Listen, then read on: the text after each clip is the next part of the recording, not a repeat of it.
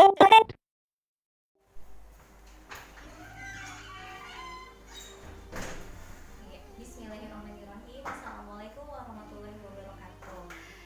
Insya Allah pada kesempatan hari ini Miss Isni akan sharing kepada kalian, berbagi kepada kalian materi pembelajaran kita di pelajaran pertama, yaitu tentang surat An-Nasr. Ada yang tahu surat An-Nasr itu apa sih artinya? Surat keberapa dalam Al-Quran? Berapa jumlahnya? Ada yang tahu? Oke, kalau belum tahu, boleh lihat tayangan sebelah kanan Miss. Sudah lihat? Nah, An-Nasr itu artinya apa, Nak? Artinya adalah pertolongan. Ia adalah surat ke-110 dalam Al-Quran. An-Nasr ini tergolong dalam surat Madaniyah. Apa sih itu surat Madaniyah? Surat Madaniyah itu adalah surat yang diturunkan dari Allah melalui malaikat Jibril kepada Rasulullah saat Rasulullah berada di kota Madinah atau setelah Rasulullah hijrah. Maka dari itu An-Nasr disebut dengan surat Madaniyah. Nah, berapa sih jumlah ayatnya? Ada yang tahu? An-Nasr ini berjumlah 3 ayat. Nah, baik, sekarang kita akan coba membaca sama-sama surat An-Nasr-nya bersama Miss. Miss Isni akan mencontohkan bagaimana cara membacanya yang sesuai dengan hukum tajwid dan sifat serta makhraj dan hurufnya. Simak ya. Yuk kita mulai. Mulai dari bacaan ta'awuz dan basmalah. A'udzu billahi minasyaitonir rajim. Bismillahirrahmanirrahim. Ayat pertama. Idza jaa nasrullahi wal fath wa ra'aitan nasa yadkhuluna fi dinillahi afwaja fasabbih bihamdi rabbika wastaghfirh innahu kana tawwaba. Shadaqallahul azim. Seperti itu cara membaca surat. Tadi kita sudah mengenal lebih jauh ya surat An-Nasr, apa artinya, jumlah ayatnya, kemudian termasuk golongan surat apa, dan kita juga sudah sama-sama menyimak bacaan yang baik tentang surat An-Nasr. Sekarang yuk kita kenal lebih dalam, belajar lebih jauh lagi apa sih arti surat An-Nasr. Yang di sebelah kanan Miss. Nah, yang pertama, Bismillahirrahmanirrahim. Idza jaa nasrullahi wal fath. Artinya, apabila telah datang pertolongan Allah dan kemenangan. Yang kedua, wa ra'aitan nasa yadkhuluna fi dinillahi afwaja. Dan engkau melihat manusia berbondong-bondong masuk agama Allah. Fasabbih bihamdi rabbika wastaghfirh innahu kana tawwaba. Maka bertasbihlah dengan memuji Tuhanmu dan mohonlah ampunan kepadanya, sungguh-sungguh Dia Maha penerima taubat. Isi kandungan surat An-Nasr surat ke-110.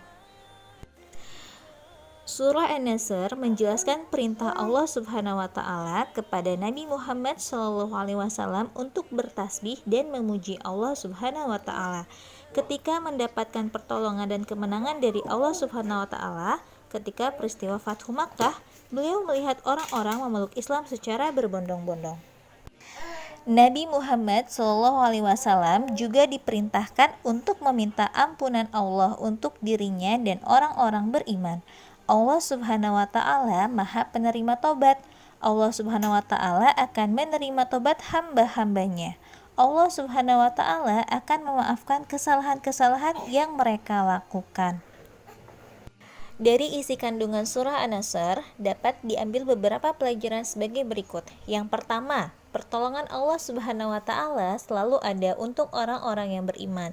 Jadi, anak-anak semuanya, apabila kita mendapatkan kesulitan, mendapatkan kesedihan, ditimpa rasa sakit, ditimpa ujian atau musibah atau cobaan, kita harus meminta pertolongan kepada Allah. Selagi kita senantiasa berbuat baik, tidak berbuat dosa, tidak berbuat maksiat kepada Allah, insya Allah pertolongan Allah itu akan segera datang.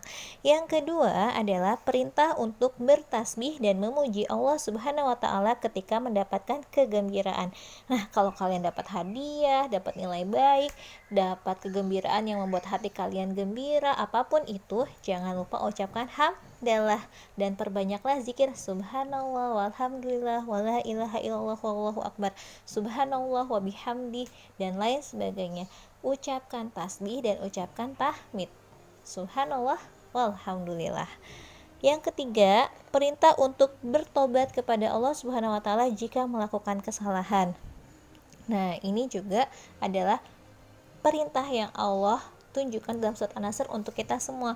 Kalau kalian misalkan terlambat bangun subuh sampai tidak sholat subuh, perbanyak istighfar dan mulai besok berarti bangunnya lebih awal lagi, tidurnya jangan kemalaman, bertobat kepada Allah, minta ampun sama Allah karena bangunnya udah kesiangan karena nontonnya kemalaman, atau misalkan tidak sengaja merusak barang kakak, barang adik, jangan lupa minta maaf dan jangan lupa beristighfar yang banyak, taubat, minta ampun kepada Allah.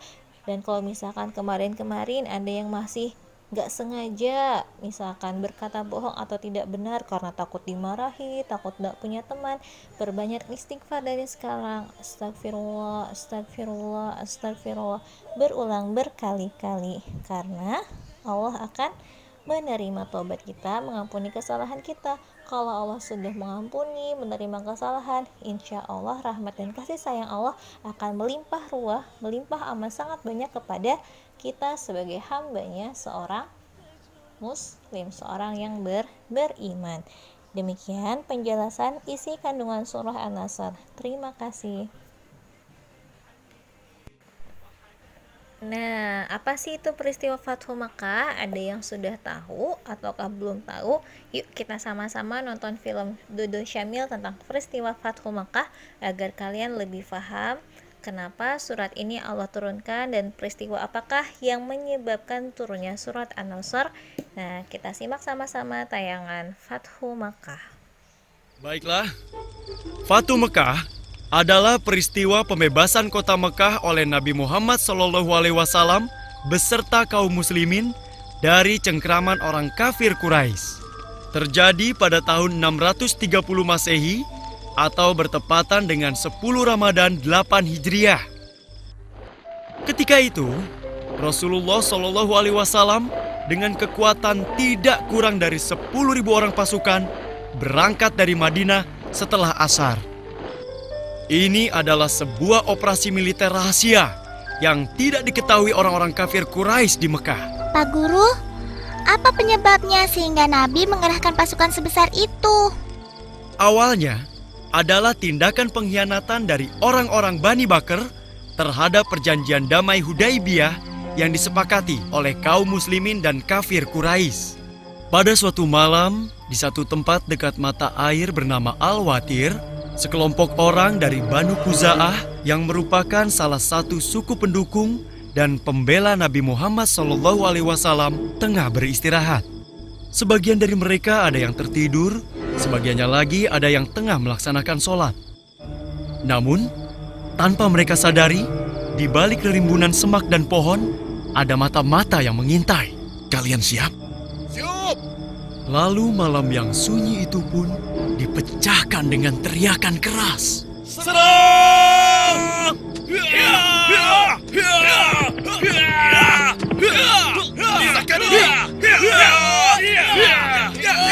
Darah pun tertumpah kemana-mana. Namun, semua itu tidak menyurutkan kekejaman kelompok penyerang. Mereka terus mengayunkan pedang ke sana kemari, membabi buta. Siapa yang menyerang, Pak Guru? Mereka adalah orang-orang Bani Bakr yang dibantu pasukan dari kafir Quraisy. Banu Khuza'ah tidak melawan. Mereka melawan, namun karena kalah jumlah dan persiapan, akhirnya mereka pun terdesak hingga ke Mekah. Syukurlah, ada salah seorang dari Bani Khuza'ah yang bernama Amir bin Salim berhasil meloloskan diri dari kepungan. Hah? Ada apa ya? Iya, itu siapa ya? Ya Rasulullah! Ya ya Rasulullah. Ketika sudah berhadapan dengan Nabi, Amir bin Salim menceritakan seluruh kejadian yang menimpa dirinya dan Bani Khuza'ah. Maka Amir bin Salim pun meminta bantuan Nabi untuk menghukum kaum kafir Quraisy. Dan Rasulullah pun menjawab, "Engkau pasti akan ditolong, wahai Amir bin Salim." Tiba-tiba, saat itu muncul mendung di langit. Lalu beliau bersabda, "Mendung ini akan memudahkan pertolongan bagi Bani Ka'ab." Nah, inilah yang menjadi awal pengiriman pasukan kaum muslimin ke kota Mekah. Nabi Muhammad SAW memasuki Mekah dari dataran tinggi Qida dan memerintahkan Khalid bin Walid bersama pasukannya agar memasuki Mekah dari dataran rendah Qida.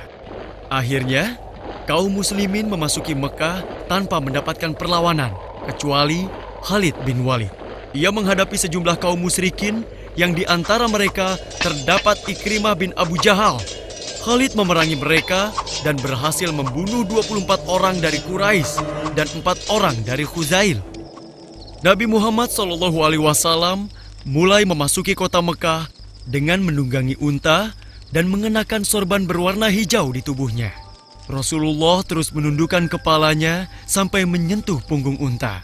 Inilah bentuk sikap merendahkan diri kepada Allah Subhanahu wa Ta'ala. Beliau menyadari betul, hanya berkat pertolongan Allah sajalah semua ini bisa terjadi. Lalu, apa yang dilakukan Nabi setelah itu, Pak Guru? Selanjutnya, Rasulullah SAW bersama-sama Muhajirin dan Ansor menuju Ka'bah. Di sana, beliau menghampiri Hajar Aswad dan menciumnya. Setelah itu bertawaf mengelilingi Ka'bah. Ketika itu, di sekitar Ka'bah terdapat 360 berhala. Kemudian, Rasulullah SAW dengan menggunakan tongkatnya menghancurkan berhala itu satu persatu. Subhanallah, setelah 8 tahun terusir, akhirnya Rasulullah dan kaum muslimin kembali ke kota Mekah dengan kemenangan yang gemilang. Kemenangan yang diraih dengan damai. Kemenangan yang tidak diikuti rasa sombong dan keangkuhan, tapi penuh rasa syukur dan kerendahan hati pada Allah. Kemenangan yang membawa ketenangan dan ketentraman. Kemenangan,